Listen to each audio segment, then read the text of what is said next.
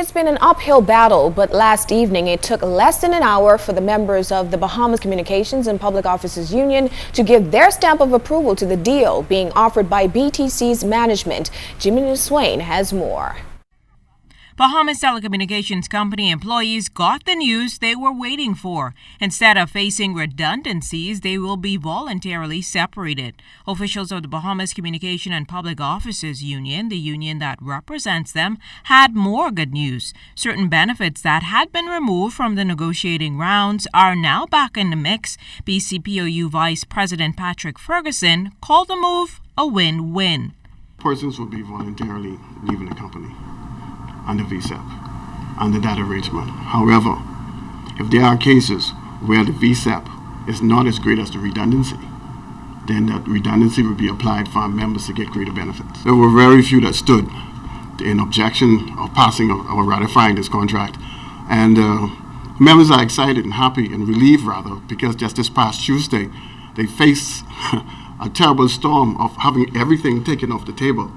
But there was some bad news, too. Ferguson said that the company told the union to expect more redundancies as it restructures. At present, 140 staff members are expected to be separated from BTC.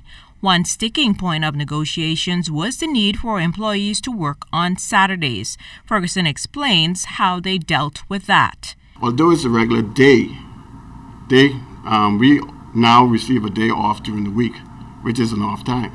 And if we work on a day off, we get double time. But the Saturday is a new thing. Working on Saturday is a new thing for BTC. And changes are not readily accepted.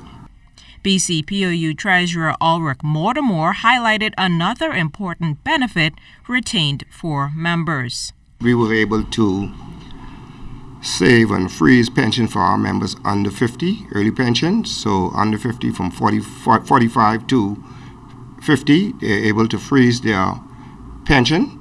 So when they become at age 50, they'll be able to get pension for the rest of their life.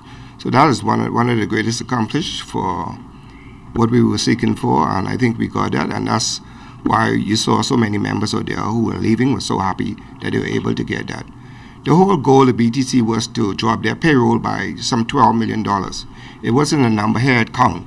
Now, while this is the first phase of the voluntary separation packages, union officials are unable to say how many employees will be disengaged from the company by the time its restructuring is completed. Jimmy Swain, 7S Network News.